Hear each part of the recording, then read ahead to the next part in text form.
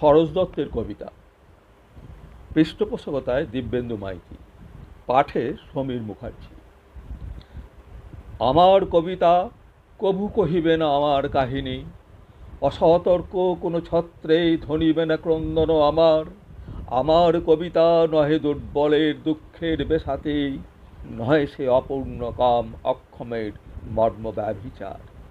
এ নহে সমষ্টি প্রেম স্বার্থপর স্বতন্ত্রবাদী, আনিনি শক্তির পায়ে অশক্তের শঙ্কিত প্রণামী।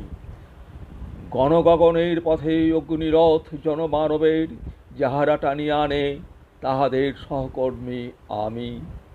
আমার পাবে না দেখা আমার কাব্যের পৃষ্ঠপটে, সেথায় আমার সীমা অসংখ্যের অসীমে বিলীন। বিষপঙ্কে তন্দ্রাহত রুদ্ধস্রোত, শৈবাল দেখিরে বাহিরের বন্যা জলে করিয়াছি দিক চিহ্নহীন। কবরের পেতিনী হয়ে কাঁদিবে না আমার বেদনা, দুঃসাহস বিন্দু আমি বুকে বহি সিন্ধুর চেতনা।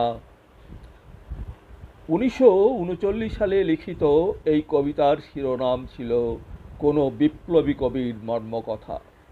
এই কবিতা প্রসঙ্গে বলতে গিয়ে প্রখ্যাত প্রাবন্ধিক বিনয় ঘোষ লিখেছিলেন, ভবিষ্যতে মানুষের মহাতীর্থ গঠনে স্বপ্নে মশগুল তরুণ কবি সরোজ কুমার দত্ত। শব্দগুলি তার যেমন কাঠিন্যে উজ্জ্বল, তেমনি নিবিড় আবেগে কম্পমান। দুঃসাহস বিন্দু হয়ে যিনি সিন্ধুর চেতনা বহেন, প্রেতিনী হয়ে যার বেদনা কোনোদিন আমাদের কান্না শোনাবে না, তাঁর যে বিশ্বাস টলটলায়মান নয় তা নিয়ে তর্ক করা চলে না।